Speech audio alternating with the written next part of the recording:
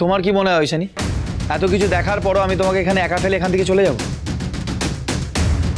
শঙ্কর, এত কিছু দেখার পরেও আমার পক্ষে কি এই গ্রাম ছেড়ে চলে যাওয়া সম্ভব?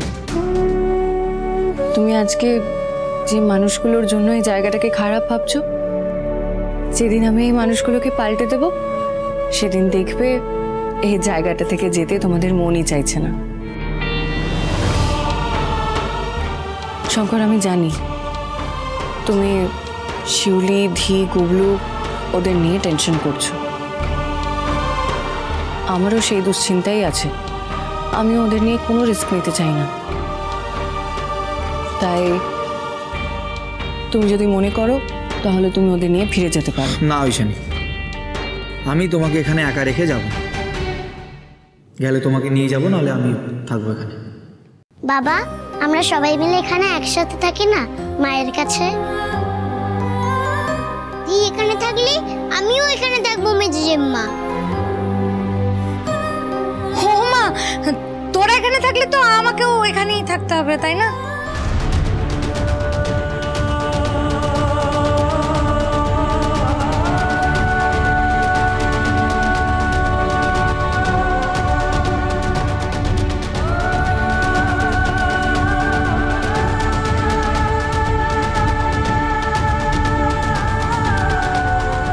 বেশ, তাহলে আমাকেই এখানে থাকতে হবে, কারণ আমি তোমাকে ছাড়া থাকতে পারবো না ঐশানী।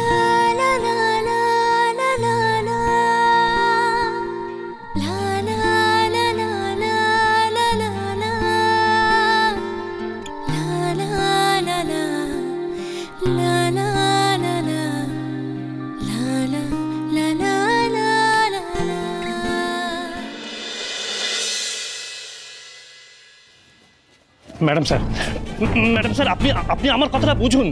এই কজন মিলে ভাটি ভাঙতে গেলে অনেক ঝামেলা হয়ে যাবে, বরঞ্চ পরে আরো বেশি পুলিশ নিয়ে এসে ভাটি ভাঙা যাবে। আপনি কি ওই বিশুপালকে ভয় পাচ্ছেন নাকি? ও কি করবে? পুলিশের গায়ে হাত তুলবে? দেখি ওর কত ক্ষমতা যে পুলিশের গায়ে হাত তোলে। ওর হাত আমি ভেঙে রেখে দেবো। আর যদি বেশি ভয় পান তাহলে যান, থানায় ফিরে যান। চোলাইয়ের ভাটি থেকে গ্রামের লোকজনের কতটা সর্বনাশ হচ্ছে সেটা জানার পরেও এক মুহূর্ত আমি এখানে হাত গুটিয়ে বসে থাকবো না। আজকেই আমি ওই চোলাইয়ের ভাটি ভাঙবো। আমার কাউকে লাগবে না, আমি একাই যথেষ্ট। মেজে একটু নতুন স্কুলে গিয়ে হেব্বি মজা হবে, বলো? নতুন নতুন বন্ধু হবে। আচ্ছা, এখানে ফুটবল খেলা হয়? আরে বাবা, স্কুলে তো যাচ্ছিস পড়াশোনা করতে, আগে গিয়ে পড়াশোনা করবি, তারপরে না খেলা। খেলা না হলে আমার ঠিক পড়ায় মুড আসে না রে ধি। এই স্কুলে খেলাধুলাও হয়, লেখাপড়াও হয়, বুঝেছিস? দুজনে খুব মন দিয়ে পড়াশোনা করবি। হ্যাঁ, ওই তো তোদের স্কুল চলে এসেছে, যা মন দিয়ে পড়াশোনা করবি। টাটা বাবা। টাটা মেজে একটু।